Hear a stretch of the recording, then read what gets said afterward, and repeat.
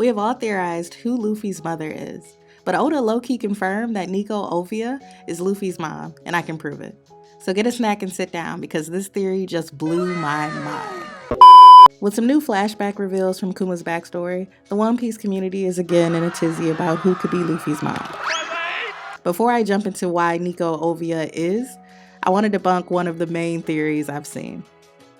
Crocodile being Luffy's mom is a huge theory that I actually like, because honestly that would be hilarious. But ultimately it's not true. Yes, Crocodile was once a woman. I think we can all say that with confidence because of Ivankov's comments. But Oda said Luffy's mom wasn't relevant to the One Piece story. And that's a huge deal, because Crocodile has played a very significant role, from being a warlord and the first major wave Luffy made in the Grand Line, his aid in Impel Down and Marineford, and also his now alliance with Mihawk and Buggy. Crocodile continues to pop up and let it be known that he ain't no punk. I'm nobody's bitch. You are mine. So unfortunately, woman or man, Crocodile ain't it. Let's talk about this new theory. I got the inspiration from this guy, so shout out to him. Nico Olvia is Luffy's mom, and here's why. In Egghead, it's revealed that the tragedy of Ohara was the catalyst that led Dragon to start the Revolutionary Army. But we can be sure that Dragon had these feelings long before. We already speculated, but we now know for sure that Dragon was once a Navy officer. Garp is the hero of the Navy who wanted his son and grandson to be strong Marines. The same way he trained Luffy, he trained Dragon. Imagine Dragon being a young Marine and noticing the disparities in humanity of the world government. Now, while he's a Marine, imagine he meets Nico Olvia. They could have met in passing on Ohara because he was a friend to Clover. But also remember, Olvia was captured by the Marines for studying the Void Century.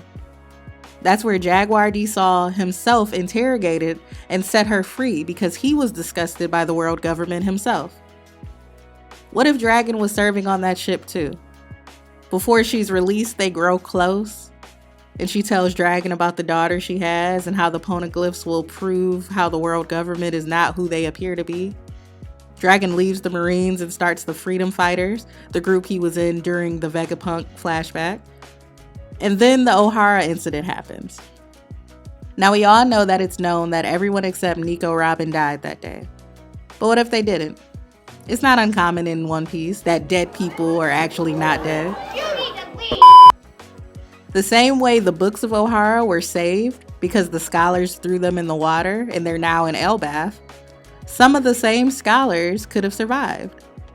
It's already been teased that Saul is alive, so it's not insane to think others might be. Oda loves a good reveal.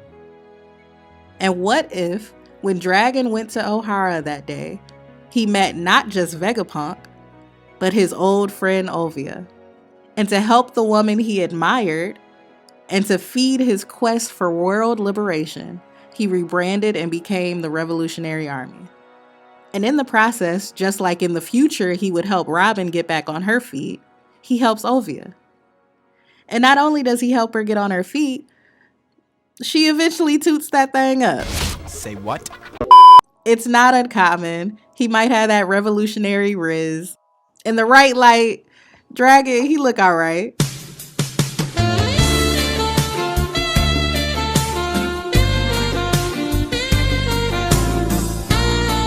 Jesus Christ. To keep things secret and to continue to keep Olvia safe, she leaves before realizing she's pregnant, but stays in touch with Dragon. Now this is where things can get tricky, because maybe she dies in childbirth. Maybe she succumbs to old Buster Call injuries. Or maybe she just can't take care of the baby and wants to live in peace outside of the craziness. Who knows?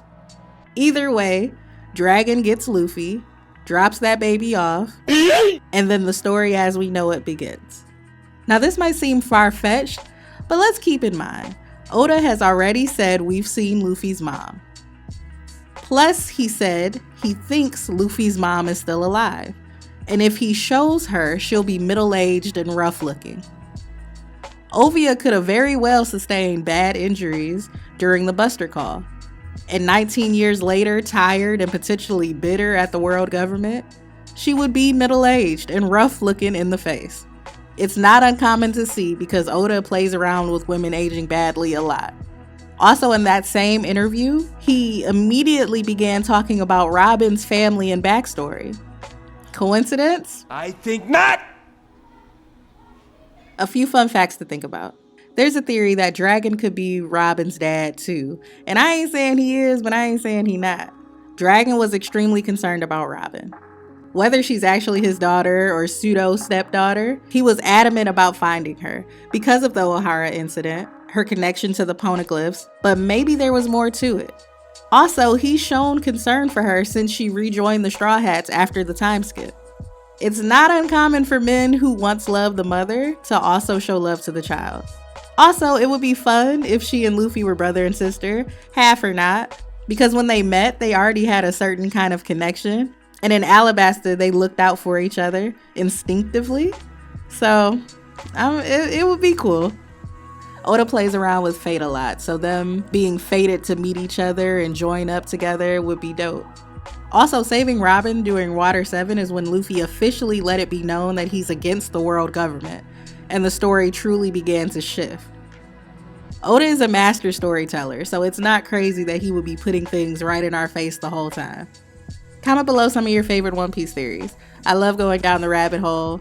You can get lost in all of the possibilities that there could be. It's such a good story. If you want more videos like this, remember to like and subscribe, and turn on that notification bell so you know when I'm dropping that brand new hot shit. I'm Jess, aka Coco Sensei, and I can't wait to see you in the next video. Love you guys.